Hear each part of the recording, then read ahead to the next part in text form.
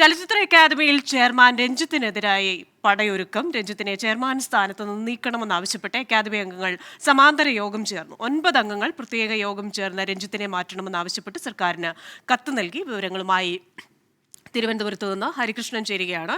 ഹരികൃഷ്ണൻ, പല അംഗങ്ങളും രഞ്ജിത്തിനോട് വിയോജിപ്പുള്ളവരുണ്ടായിരുന്നു. ഡോക്ടർ ബിജുവിന്റെ രാജി നമ്മൾ കണ്ടതാണ്.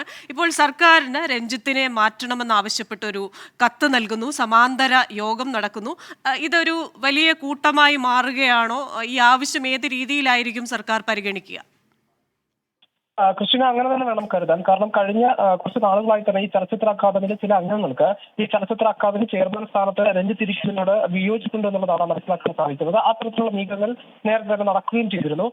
ഈ മേള, ചലച്ചിത്ര മേള പുരോഗമിക്കുകയാണ്. ഇനി ഒരു ദിവസം കൂടി മാത്രമാണ് മേള അവസാനിക്കാൻ ബാക്കി നിൽക്കുന്നത്. ആ സാഹചര്യത്തിലാണ് ഇന്ന് ചലച്ചിത്ര അക്കാദമിയിലെ ചില അംഗങ്ങൾ ഈ രീതിയിൽ ഒരു വിമത നീക്കം അല്ലെങ്കിൽ ഒരു സമാന്തര യോഗം ചേർന്നു എന്നുള്ളത്. ഈ ചലച്ചിത്ര അക്കാദമിയിലെ 15 അംഗങ്ങളിൽ 9 പേരാണ് ഇതിൽ പങ്കെടുത്തത് എന്നുള്ളതാണ്.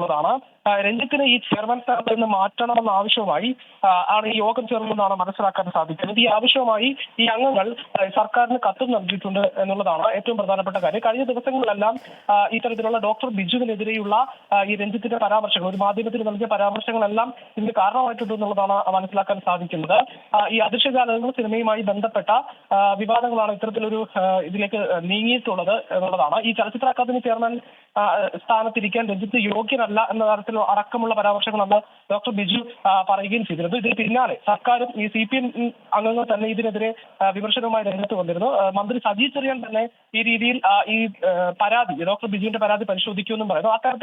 അത്തരം കാര്യങ്ങളൊക്കെ നീങ്ങുന്ന സമയത്താണ് ഈ ചലച്ചിത്ര അക്കാദമിയിലെ ചില അംഗങ്ങൾ ഈ രഞ്ജിത്തിനെതിരെ സമാന്തര യോഗം ചേർന്നു എന്നുള്ളതാണ് ഏറ്റവും പ്രധാനപ്പെട്ട കാര്യം. ക്രിസ്റ്റീന, ശരി. ചലച്ചിത്ര അക്കാദമിയിൽ രഞ്ജിത്തിനെതിരെ പടയൊരുക്കം, രഞ്ജിത്തിനെ മാറ്റണം എന്ന് സർക്കാരിന് കത്ത് നൽകിയിരിക്കുകയാണ്. ഹരികൃഷ്ണനാണ് തിരുവനന്തപുരത്ത് നിന്ന് വിശദാംശങ്ങൾ നൽകിയത്.